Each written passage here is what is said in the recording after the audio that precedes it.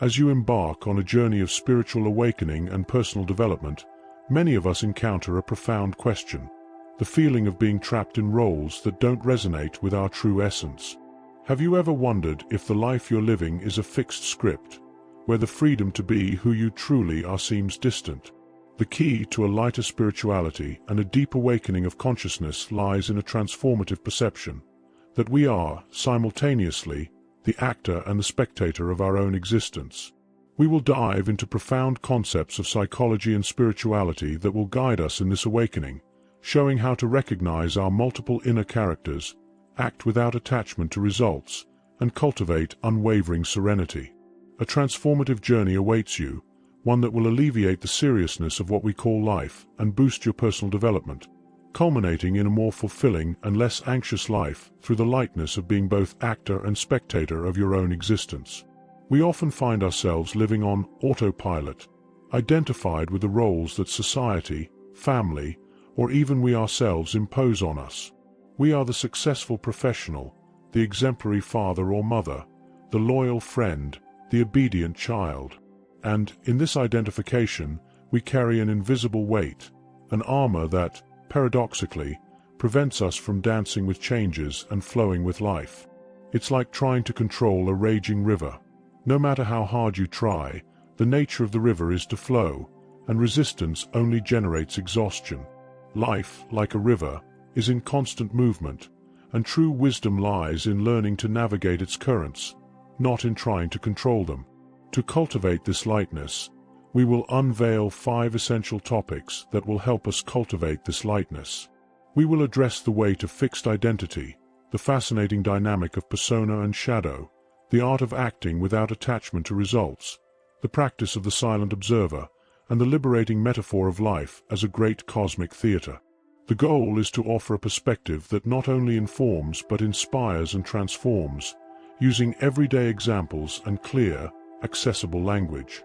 To begin this journey of self-discovery and liberation, we first need to look at what holds us back: the rigidity of identity. Have you ever said or heard someone say, "That's just how I am, and I'm not changing"? This common phrase encapsulates the essence of a fixed identity. It's the armor we wear throughout life, built by experiences, beliefs, and expectations, which, paradoxically, prevents us from evolving and adapting to inevitable changes. When you rigidly identify with who you believe yourself to be, you create an unchangeable self that refuses to dance with the flow of existence. Analytical psychology shows that what is usually understood as self or ego is, in reality, a construct and not the immutable essence. Believing that human nature is defined by a particular self, with which one must identify, is a bottomless investment that traps you. This rigidity of the ego manifests as a deep resistance to change, especially on the path of spiritual awakening.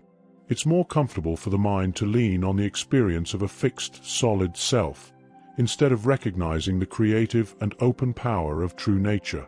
Think, for example, of someone who defines themselves solely by their profession.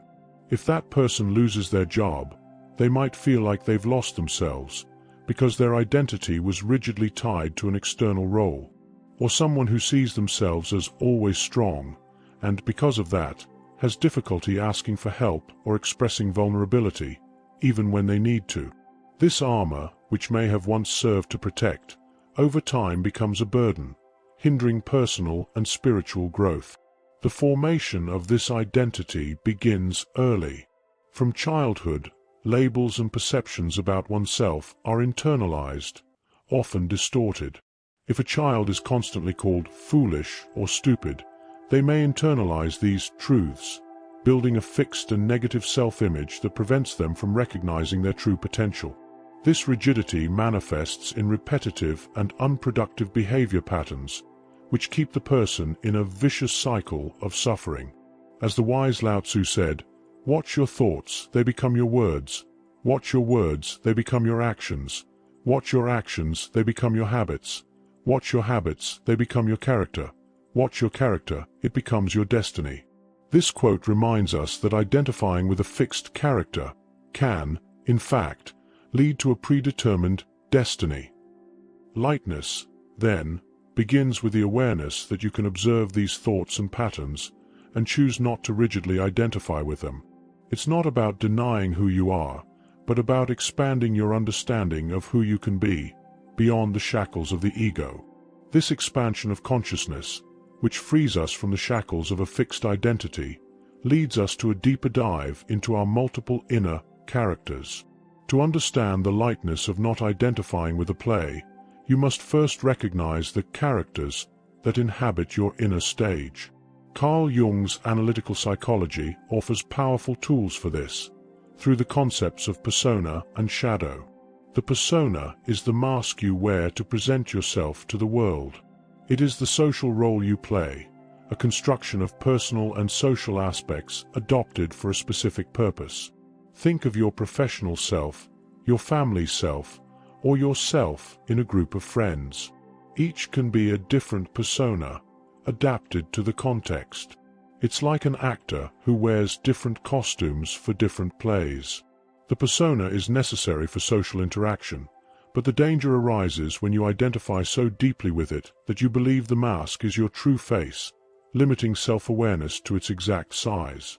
On the other hand, the shadow is the less perfect, less luminous side of yourself, everything you don't accept in yourself or that has been repressed because it doesn't align with ideals or social expectations. The shadow contains aspects considered negative, like anger, envy, selfishness, as well as positive qualities that you don't recognize or allow yourself to express, like talents, creativity, or a true calling. It's like a bag, where you keep everything you don't want to see or that you were told to hide. Carl Jung reminds us, one does not become enlightened by imagining figures of light, but by making the darkness conscious. Cite 46. This means that true wholeness and deep self-knowledge are only achieved when you have the courage to look at the shadow, to integrate these repressed parts of your personality. When the shadow remains unconscious, it is often projected onto others, meaning you see in others the flaws you don't recognize in yourself, or you become intensely irritated by behaviors that, deep down, are reflections of something in your own shadow. Recognizing the persona and the shadow helps you understand that you are a multifaceted being, not limited to a single role or an idealized image. It's an invitation to self-awareness, to an inner dialogue that allows you to integrate these parts, dissolving projections and living more authentically. By doing this, you begin to disidentify from the play, realizing that you are much more than the characters you play in the waking dream. Understanding these inner characters is the first step toward disidentification. The next, and equally liberating, is learning to act without the weight of expectations. One of the greatest sources of human suffering, in fact, is attachment to results. We want things to happen in a certain way. We want people to act according to our expectations, and when that doesn't happen, frustration, anger, and sadness arise. The art of acting without attachment to the outcome is a fundamental principle in various ancient philosophies, such as Buddhism, Stoicism, and the Bhagavad Gita. Buddhism, for example, teaches that attachment leads to suffering. Let go of attachment, and suffering ceases. This does not mean that you should be indifferent or not care about what you do.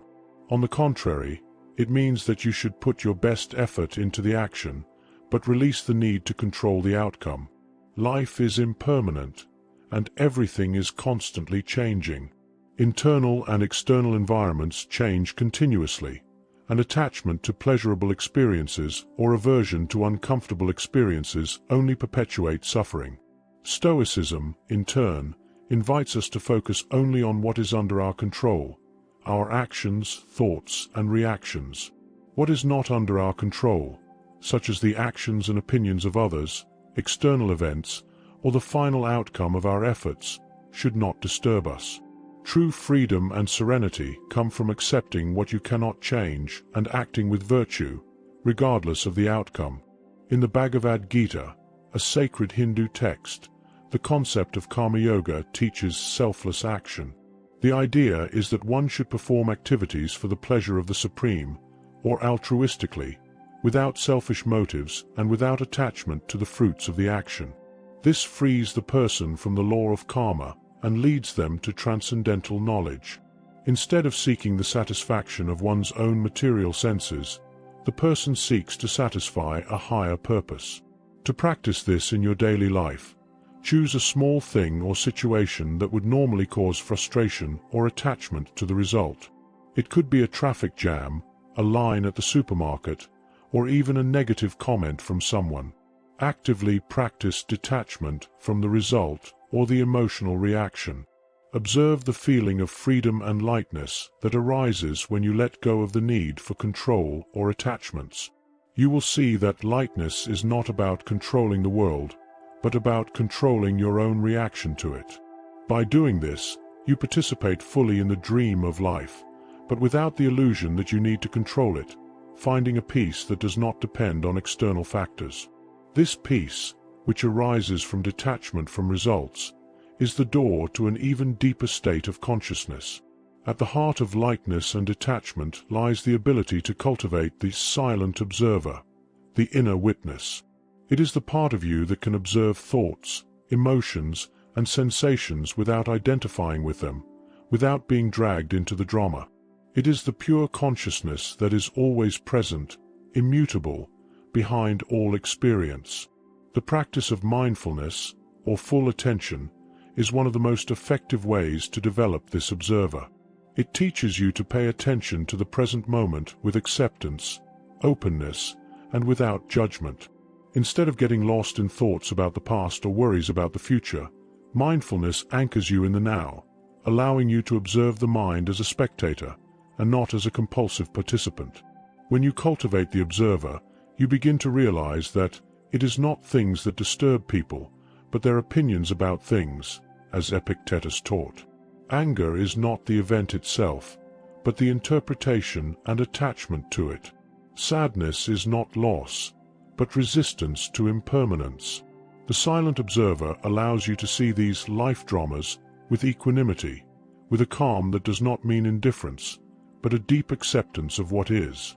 Ramana Maharshi, one of India's greatest spiritual masters, invites us to remain silent to realize the self. He says, "Your duty is to be, and not to be this or that. I am what I am," summarizes all truth. The method is summarized in the words, "remain silent." What does remain silent mean? It means to destroy yourself, because any form or figure is the cause of the problem. Abandon the notion of I am this or that. All that is necessary to realize the self is to remain silent. What could be easier than that? This destruction of oneself refers to the dissolution of the false ego, the identification with a limited personality, revealing the pure consciousness that is the observer. To deepen this practice, start an observer's journal. Throughout the day, set aside a few minutes to note how you felt in certain situations, what thoughts arose, and how you reacted. Instead of judging, just observe. For example, at 10 a.m., I felt irritated when traffic stopped. The thought was, "This is absurd." The emotion was anger. The observer noticed the anger arising and passing, without clinging to it. This simple practice helps to disidentify from mental and emotional states, strengthening the inner witness. By strengthening this inner witness, your perspective on life radically transforms. You then reach the culmination of the journey, the metaphor of life as a cosmic theater. This perspective, present in various mystical and philosophical traditions, invites you to see existence not as a serious and definitive struggle, but as a grand play, a dream or an illusion where everyone plays a role, without the play itself being the ultimate reality. In Schopenhauer's philosophy, for example, human existence is seen as a puppet show, driven by an unconscious and irrational will to live. Although he has a pessimistic view, the idea that one is acted upon by internal mechanisms resonates with the notion of not being totally in control of the play, but rather being a part of it. Mysticism, especially Zen Buddhism, sees life as an illusion, and the practice aims to free individuals from these illusions to access reality. Advaita Vedanta, one of the oldest forms of psychology and a science of consciousness, teaches that reality is non-dual. Everything that is perceived as separate is, in fact, an expression of the same universal consciousness. Life is compared to a dream. Everything experienced in the dream appears within the dreaming consciousness and has no existence outside of it. Similarly, everything experienced in the waking world appears within consciousness, and it is impossible to experience anything outside of it. Consciousness is the foundation of existence, and its content can change, but consciousness itself remains immutable and unlimited. When you embrace this metaphor of the cosmic theater, the seriousness of life dissolves. It doesn't mean you shouldn't care, but that you can care without being attached. You can play your roles with passion and dedication, but with the awareness that you are not just the role.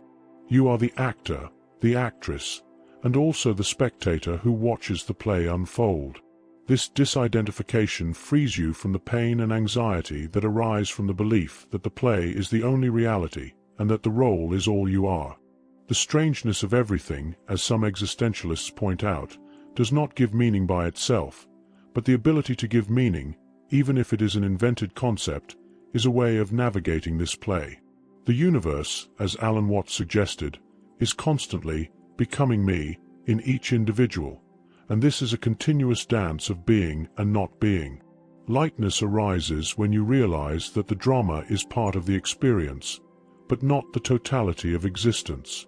You are the consciousness that witnesses the spectacle, and this consciousness is always free, complete, and limitless. May this understanding be an invitation for you to live with more freedom, more presence, and more joy. May awareness alleviate the seriousness of your daily life, and may you discover the dance that is life itself.